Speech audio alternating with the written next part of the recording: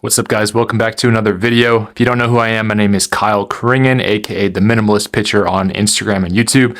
In this video, I'm going to be going over how to have an elite lower half, basically explaining what it takes to create an elite lower half on the mound if you're a pitcher. Let's go over first the role of the lower half.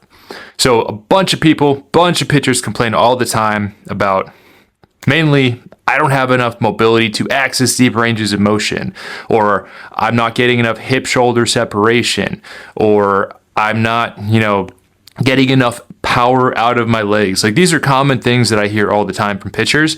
So first, we got to understand what the role of the lower half is, and then why people might be saying that as a result of not using their lower half the way that they think they should. So the role of the lower half is to set up the throw.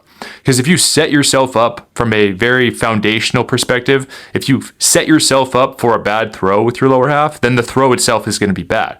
Everything happens from the ground up. And if you take that perspective, ground up, then you can learn a lot about the root issue of what's going on. So the point is to send energy up the chain. Everything happens from the ground up. So if you have a poor foundation with your feet, with your knees, with your hips, then you're going to set up the throw poorly. On the contrary, on the other side of it, if you set up the throw really well, then you're going to set yourself up for success. So it all starts with the lower half. The other job is to rotate aggressively. So this goes along with the throw. If you set yourself up for a poor or weak rotation, then it's not going to be a very fast throw. You have to set yourself up for an aggressive rotation. And then lastly, accessing deep ranges of motion. So this is what we talk about with mobility, right? Hip internal rotation, hip external rotation. These are trainable qualities. I'll talk about that in a second, but essentially, we want to have elite mobility so that when we actually go and throw on the mound, we're getting into deep ranges of motion so that we have more to rotate aggressively out of, and we set up the throw so that we can actually get the most from the rotation, the most from our legs, essentially. So we want good mobility, we want to be aggressive with the rotation, and we want to set up the throw well. That is the role. Now, mechanics, I kind of went this way when I was writing it, but let's go to mechanics. The whole point of the mechanics with the lower half is to use the qualities from your training to then improve the ceiling, your velocity ceiling potential. So you're only as good as your mechanics are going to allow you to be. Everyone's ceiling is way higher than what they might think it is, but the bridge between where you are right now and your potential ceiling is mechanics. So right now, if you had perfect mechanics, then that means you're at your velocity ceiling because you've reached your physical capacity and your current physical traits, your physical qualities, like what can your body actually produce. If you had perfect mechanics, then you'd be at your ceiling. But we want to raise the ceiling with training. So let's talk about training. So the simplest way I can put it with training is you need to train the lower half patterns. And they're very simple. It's squat, hinge, lunge. Those are the only lower half patterns. You can get a bunch of other exercises, different variations within those three patterns. But if you focus on squat, hinge, lunge, then you're getting everything. Everything else is a variation or a derivative from those patterns.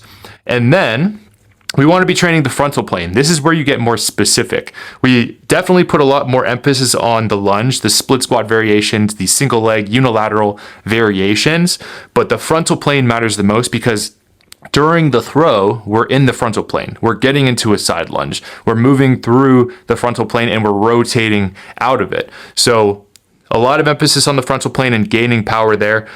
ROFD, if you don't know what it is, it's rate of force development. So when you do explosive movements, whether it be med ball throws, which is more upper body plyometrics, but if you do lower half explosive movements like broad jumps, ground force production, so different plyometrics, different things that are meant to create more force from the ground up, get the lower half working, and lateral bounds, again, moving through the frontal plane explosively. Lateral bounds are huge. We want to have good force production. And then hip internal, external mobility. So can we actually utilize our hip mobility to the best of our ability so that we can actually translate it onto the mound and access these deep ranges of motion? And then lastly, what are the qualities that we're getting from training? This is essentially the blueprint for what you should be focusing on. But the qualities that we're trying to attain, because again, it's the qualities that we're trying to get from training that improve our ceiling. So what are we trying to do? We're trying to improve our metrics. We're always shooting to have better metrics on key exercises like the reverse lunge or the deadlift, or like how much can you move in the frontal plane, things like that. When you constantly raise those metrics up and don't get satisfied, oh, I have a good back squat. Like, who cares? Who cares? We care about the hinge, we care about the lunge. Yeah, your squat matters, but there's no being content. You should always be striving to be elite at your strength metrics and then overall your rotational force production.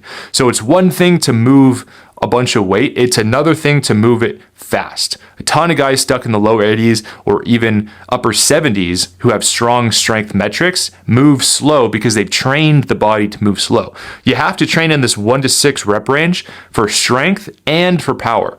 Training for power looks like training these movement patterns, training in these different planes, but in a different way. You have to train the body to move fast, move explosively, and have rate of force development.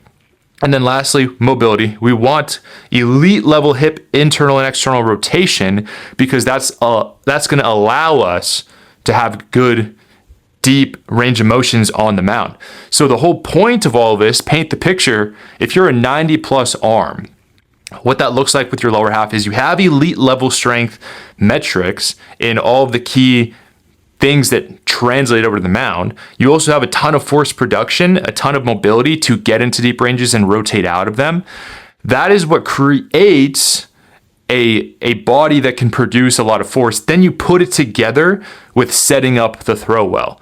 Once you've trained the qualities on the back end, you go onto the mound, you learn how to move properly, you learn how to gain range of motion and actually use the mobility you created, and then you learn how to sequence properly to send energy from the lower half up the chain. So all of this hopefully gives you a better understanding of what the lower half is supposed to do during the throw and then off the field as well. Both are extremely important. You have to train the qualities and you have to learn how to move. Both are extremely important and necessary. And if you want more one-on-one help to figure out how to do this, how to create a full plan around what you need, how to gain these qualities, and then how to learn how to move better on the mound, then click the link in the description and apply to work with me one-on-one. This is what I do. I'm a remote development coach for pitchers who are trying to gain velocity. So if you want a blueprint catered to you, click the link in the description, answer the questions. It's going to ask you some questions.